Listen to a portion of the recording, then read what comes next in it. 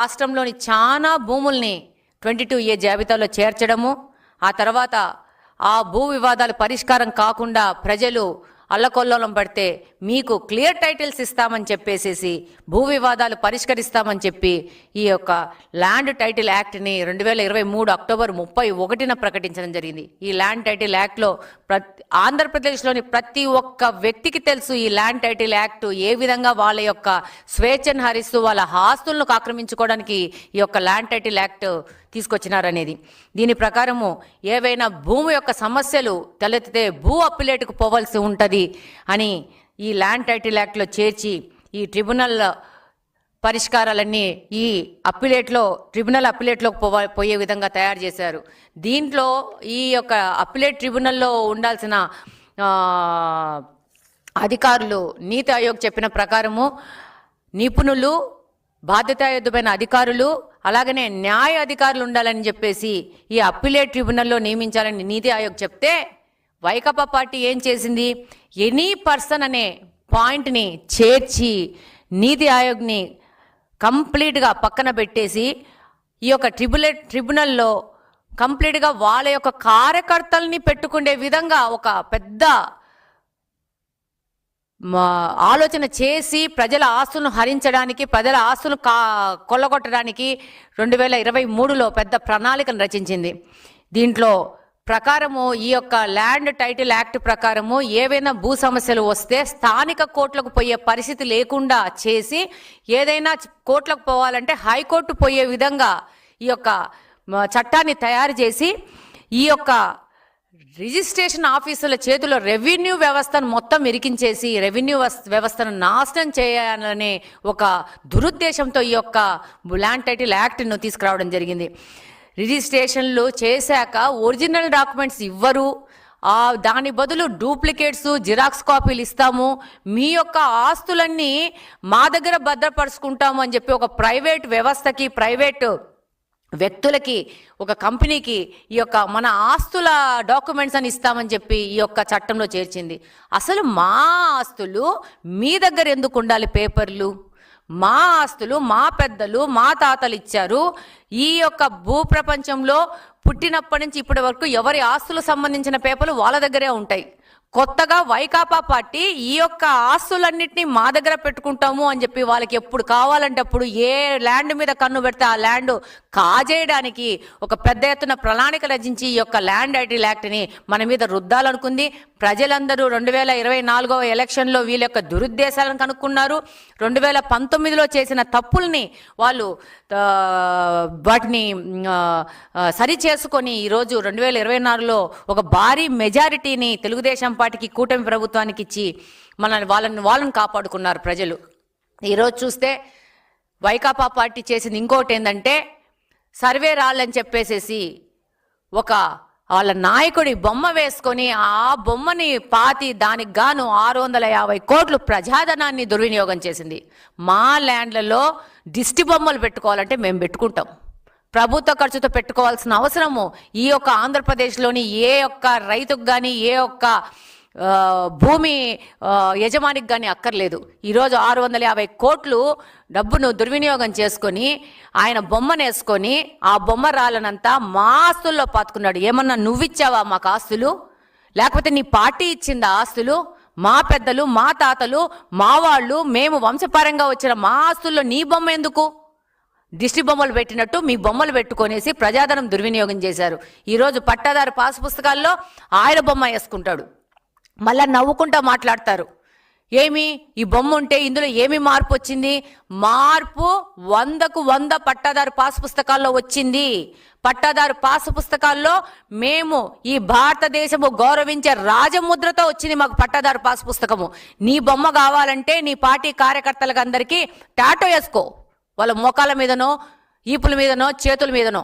అంతేగాని ఆంధ్రప్రదేశ్లోని ప్రజలు ఒక నమ్మకంతో నీకు ఒక ఓటేసి నిన్ను ఒక ముఖ్యమంత్రి స్థానంలో కూర్చోబెట్టినందుకు నీ యొక్క ఫోటో ప్రతి ఒక్కరి ఇండ్లలోకి చేరాలనే ఒక దురుద్దేశంతో చివరికి బాత్రూమ్లలో స్కూల్ పిల్లలు వాడే మగ్గుల మీద కూడా నీ బొమ్మలు పెట్టేసి, వాళ్ళు తినే ప్లేట్ల మీద కూడా నీ బొమ్మలు పెట్టేసేసి ఈ విధంగా ఒక అధికార దుర్వినియోగానికి పాటుపడ్డావు. దాని యొక్క పరాకాష్ఠనే 2024 ఎలక్షన్ యొక్క ఫలితాలు.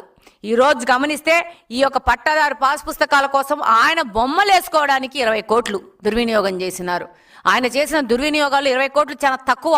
కానీ మా ఇళ్లల్లో నీ బొమ్మ పంపించడానికి వేసిన ఒక్క దురుద్దేశంతో కూడిన ఆలోచన ఇది ప్రజలందరూ గుర్తించినారు. అలాగనే కాకుండా ఈరోజు ల్యాండ్ టైటిల్ యాక్ట్ని ప్రభుత్వం రాగానే కూటమి ప్రభుత్వము దాన్ని రద్దు చేస్తామన్నారు, రద్దు చేశారు. రద్దు చేసి ప్రజలు హర్షాతికతనాలు వెలుబుచ్చారు. అలాగనే భూ రీసర్వే మళ్ళా మొదలుపెట్టి చాలా ట్రాన్స్పరెంట్గా, చాలా డీటెయిల్గా, చాలా సాంకేతికంగా ఈ యొక్క 4,98,000 దాదాపు 5 లక్షల ఫిర్యాదులు స్వీకరించుకోవడం జరిగింది. కంప్లీట్గా రెవెన్యూ వ్యవస్థను అలాగనే ప్రజలను భయాందోళనకు గురి చేశారంటే ఈ యొక్క 5 లక్షల కంప్లైంట్ల స్వీకరణే తెలియజేస్తా ఉంది గత 5 సంవత్సరాల్లో వైకాపా ప్రభుత్వం చేసిన తప్పులంటే. అలాగనే ఇతర ఫిర్యాదులు 2,80,000 ఫిర్యాదులు వచ్చినాయి. అంటే ప్రజలను వాళ్ళ ఆస్తుల మీద ఎంత భయాందోళన గురి చేశారో ఈ వైకాపా నాయకులు, వాళ్ళ విధానాలు అనేది మీరు తెలుసుకోవాలా. ఇంకొకటి ఏంటంటే దాదాపు 7,78,000 ఫిర్యాదుల్లో అన్నీ ఒక సంవత్సరం లోపల వాటిని పరిష్కరించి ఈరోజు పూర్తి టెక్నాలజీతో రీసర్వే చేపట్టి రైతుల సమక్షంలోనే రీసర్వే జరిగింది. రైతుల సమక్షంలో రీసర్వే చేసి గ్రామ సభల్లో ఆస్తి వివరాలు నిర్ధారించిన తరువాతనే ఈ యొక్క కేవైసీ జారీ చేసి రాజముద్రతో ఈ పట్టాదారు పాసు పుస్తకాలను ప్రజలకు ఇవ్వడం జరిగింది, రైతులకు ఇవ్వడం జరిగింది. ఈరోజు గర్వంగా ఒక భారతదేశపు యొక్క రాజముద్రతో వాళ్ళు గర్వంగా వాళ్ళ పట్టాదారు పాస్ పుస్తకాలు తీసుకున్నారు. ఈరోజు ఒక దరిద్రం పోయింది, మా ఇంట్లో ఒక దరిద్రమైన ఫోటో పోయిందని చెప్పేసి ప్రజలు హర్షాతికేతనంలో ఉన్నారు. నీకు ఒక అవకాశం ఇచ్చింది 5 సంవత్సరాలకు మాత్రమే. నీ 5 సంవత్సరాలు దుర్వినియోగం చేసుకొని ఎవరిచ్చారు నీకు ఈ సలహా? మీ యొక్క ఏ ఏజెన్సీ ఇచ్చింది, ఏ స్ట్రాటజీ ఏజెన్సీ ఇచ్చిందో నాకు తెలియదు. కానీ వాళ్ళని పెట్టుకొని వాళ్ళకు కోట్ల డబ్బులు పెట్టుకొని వాళ్ళు ఇచ్చిన సలహాల మీద, బాత్రూంలలో మగ్గుల మీద, ప్లేట్ల మీద, పిల్లల స్కూల్ బ్యాగుల మీద, చివరికి మా ఆస్తుల మీద రాళ్ల రూపంలో సరిహద్దుల మీద, అలాగనే మా ఇండ్లలో ఉండే పట్టాదారు పాస్ పుస్తకాల మీద, అలాగనే మాకొచ్చే పింఛన్ల మీద, ప్రతి ఒక్కటి మీద నీ బొమ్మ వేసుకున్నావు. ఎవరిచ్చినారు నీకు అధికారము? ఈరోజు ఎవరిచ్చినారు నీకు అవకాశము? కనీసం ప్రజలు నాకు ఓటేశారు, ఈ ఓటుతో నేను ఒక ముఖ్యమంత్రిగా 5 సంవత్సరాలు చలామణి అవుతున్నాను కాబట్టి ప్రజలకు సేవ చేద్దామనే ఆలోచన లేకుండా ప్రతి ఒక్క చోట నువ్వు దైవాంశ సంభూతుడు అనే విధంగా ఈరోజు ప్రతి ఒక్కరి ఇంట్లోకి నీ బొమ్మలు పంపించుకోవడము, నీ రంగులు పంపించుకోవడము, మీ యొక్క కార్యకర్తలను పంపించి దోపిడీలు చేయడం చేసినావు తప్పితే ఈ గత 5 సంవత్సరాలు ఏం చేసావు? ఈరోజు క్రెడిట్ చోరీ అంటున్నావు. మీ వాళ్ళు మాట్లాడతారు, పేటీఎం వాళ్ళు హాస్యాస్పదంగా మాట్లాడతారు. ఒక నోటు చూపించి ఆ నోట్లో గాంధీ బొమ్మ చూపించి ఈ గాంధీ బొమ్మ ఉంది, ఈ డబ్బు నీదంటావా నాదంటావా అని మాట్లాడుతున్నంత ఒక తెలివి తక్కువ పేటీఎం బ్యాచ్ని మెయింటైన్ చేసుకుంటున్నావు. గాంధీ గారికి, నీ వైకాపా పార్టీకి, ఆ వైకాపా పార్టీలోని నాయకులకి నక్కకు నాగలోగానికి ఉన్న తేడా ఉంది. అసలు గాంధీ మహాత్ముడితో మీరేంటి అసలు పోలిక పెట్టుకోవడము? గాంధీ మహాత్ముడు ఎవరు? నువ్వెవరు?